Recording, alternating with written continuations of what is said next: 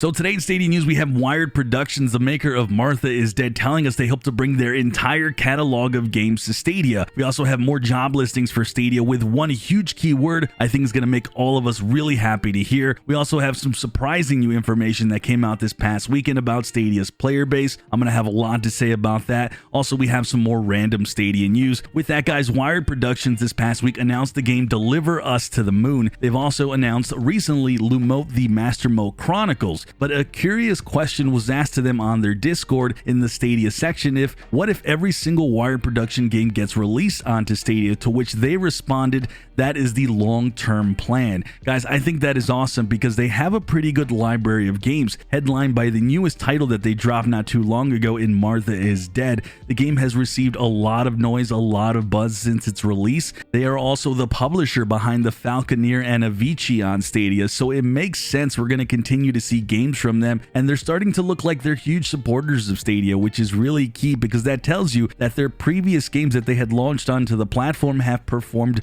good enough for them to want to bring more. They wouldn't keep looking to bring their entire library over if that wasn't the case. Another thing that was asked of them in the Discord was when they started to have interest in Stadia, and they responded that it's always been on our radar and we now think it's the perfect time. Guys, that makes me wonder if this is coinciding with the potential expansion of Stadia, reaching more TV apps and just more people in general getting more expansion. Either way, good stuff all around. I do hope we get to see games like Martha is Dead or even the game Those Who Remain, some excellent looking titles, and I think they'd be great additions to the library. So guys, an interesting report came out from Digital Entertainment and Retail Association breaking down statistics, and they took a look at the UK statistics in regards to video games, video and music, and where the market is at in terms of digital and where it's looking to go. And I mean, this was very comprehensive. But this curious graph here showed something that was really surprising. It breaks down what devices are used for playing video games in all of UK, with of course smartphone being at the very top, PC being second, and consoles being third.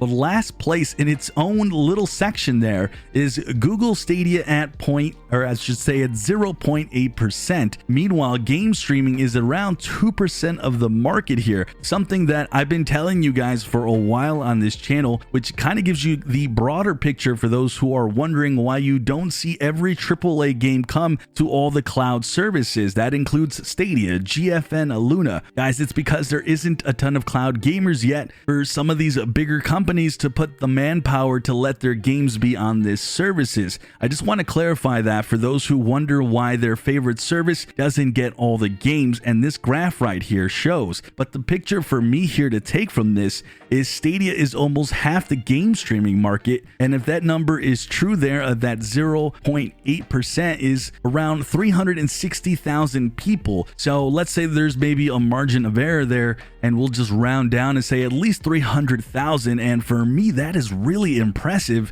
and does fall in line with other numbers that are out there that we've seen and heard. Again, this is from an independent source that has no skin in the game, and I imagine if you're almost half the cloud gaming market, it makes literally zero sense for you not to continue to work on the platform and invest as time goes on, which we've been seeing. Maybe not at the pace that we'd all like, including myself, but it is happening. Literally, just go through my many videos of the past 12 months talking about the improvements Stadia has been making. Of course, this is just for the UK. We know Stadia is in a lot more markets, and I'd love to see something like this for the States. And with expansion really starting to hit here soon, at least I think it is, the more gamer hungry and cloud hungry markets are going to be getting things like Stadia, and I think this pie will be even bigger. But if anyone thinks that cloud gaming is going to be 50% of this graph anytime soon, or even 25%, I'd say no way. This will be a decade plus thing here.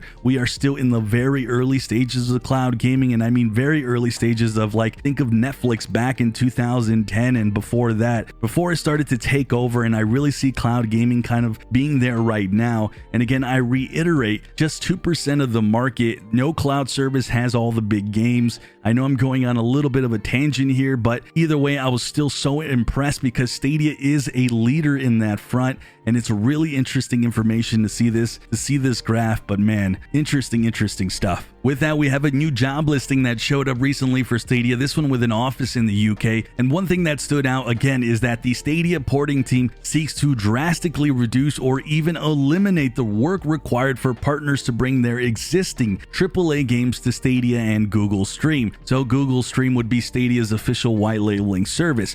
But the key point for me is the new role within Stadia focusing on bringing AAA games, something that I think is the biggest concern for most Stadia users at this moment. This was very good to see, especially when a role like this is made for bigger games. And the reason you'd hire for a role like this is to convince publishers and developers to bring their game over at really no additional cost to porting the title onto Stadia. One thing that has been a point of contention in the past, the fact that you have to develop a game for Stadia, make it run as good as it can, takes money, it takes time. And when I showed you that graph just recently in this video, that shows that game streaming, guys, is only 2% of the market, something that I've actually reported numerous times on this channel with other similar studies the past year. It takes convincing for publishers and developers to port their game over when the player base is still small, but it's growing. So having these engineers come in, make it to where their big AAA games take no work to put on Stadia is huge. So for those who think Stadia isn't working on ensuring big games are coming to the platform,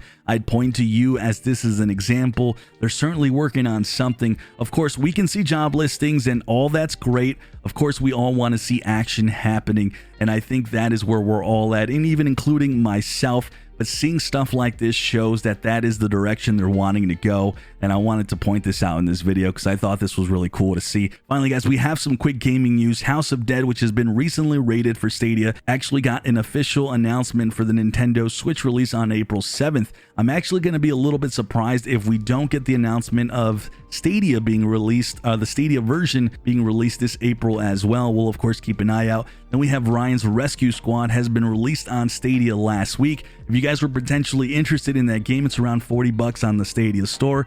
Let me know your guys' thoughts on today's video, and if you guys want more recent Stadia news, click that video on the top left.